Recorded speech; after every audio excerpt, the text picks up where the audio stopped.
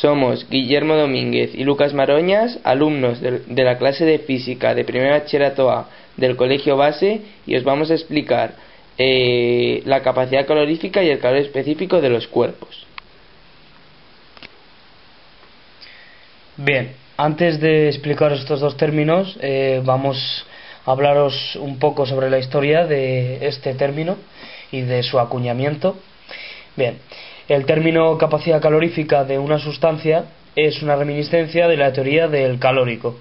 Se entendía como una capacidad de almacenaje de calórico de cualquier cuerpo. En la mayoría de los casos, al añadir calor a un cuerpo, se produce una variación de temperatura. Esa es la definición que antiguamente se daba. Por el año 1760, Joseph Black estudió las distintas respuestas de las sustancias frente al calor agregado o extraído y definió la capacidad de calor de una sustancia y que conocemos como capacidad calorífica hoy en día. Ahora yo os voy a explicar qué es la capacidad calorífica. La capacidad calorífica de una sustancia es la relación entre el calor agregado a un cuerpo y la variación de temperatura que produce en el mismo. Es decir, la fórmula es calor agregado dividido entre el incremento de temperatura. La unidad del sistema internacional es el joule por Kelvin, aunque se emplea con mayor frecuencia la caloría por grado centígrado. No todas las sustancias varían por igual su temperatura al administrarles la misma cantidad de calor. Al igual que diferentes cantidades de una misma sustancia tampoco variarán su temperatura de la misma manera. Por estas razones, la capacidad calorífica depende de la sustancia y la masa considerada.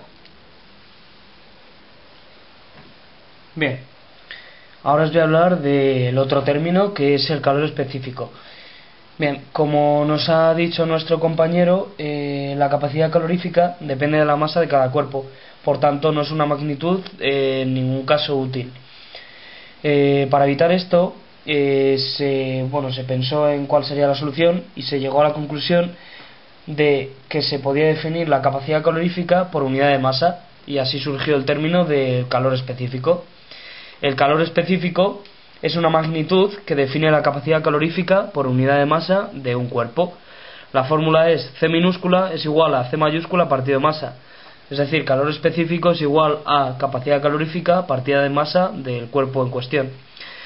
Las unidades en las que se mide es el joule partido de kilogramo por Kelvin, o otra muy frecuentemente usada, caloría partido por gramo por grado Celsius. Ya que este término solo depende de la sustancia, es independiente de la cantidad de sustancia que se esté tomando para hacer cada experiencia. Es decir, nos dará igual la cantidad en gramos, siempre nos va a salir el mismo valor.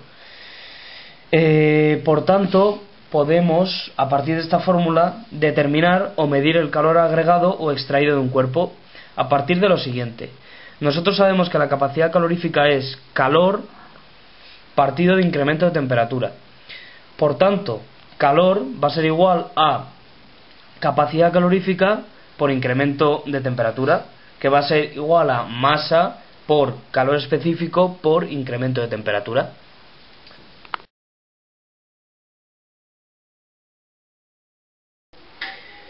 Ahora vamos a realizar un experimento que va a ser una aplicación práctica de los términos de capacidad calorífica y calor específico que explicamos previamente. Para ello vamos a calentar dos cantidades distintas de agua, que van a ser 2 y 1 litro. Y observando que el primer litro se calentará mucho más rápidamente que el segundo, podemos explicar que la capacidad calorífica de esa sustancia en concreto será distinta en los dos casos. Eso lo comprobaremos viendo que el primer litro bullirá, mientras que el segundo todavía no habrá ebullido. Pero, aun siendo la capacidad calorífica distinta, podremos comprobar que el calor específico es el mismo, ya que al dividir por las distintas masas va a quedar en la misma cantidad. Aquí tenemos una botella de 2 litros con la cual voy a llenar uno de los cazos, y luego simplemente llenándola hasta la mitad tendremos 1 litro y llenaré el otro cazo.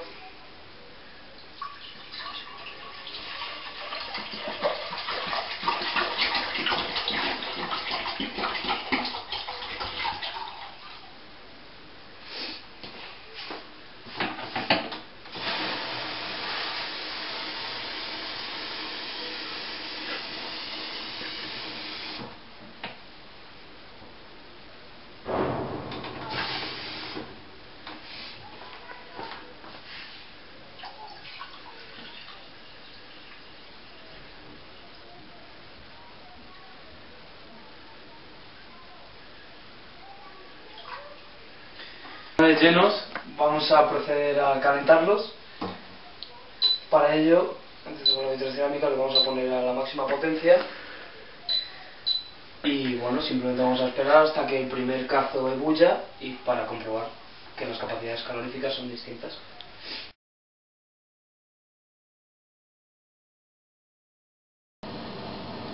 Ya podemos comprobar cómo está saliendo vapor de agua de el cazo más pequeño, que tenía menos sustancia, el que tenía menos agua, mientras que en del otro cazo todavía no está saliendo vapor de agua, todavía no ha terminado de calentarse, ya que tiene mucha más sustancia de agua y por lo tanto va a tardar más en calentarse.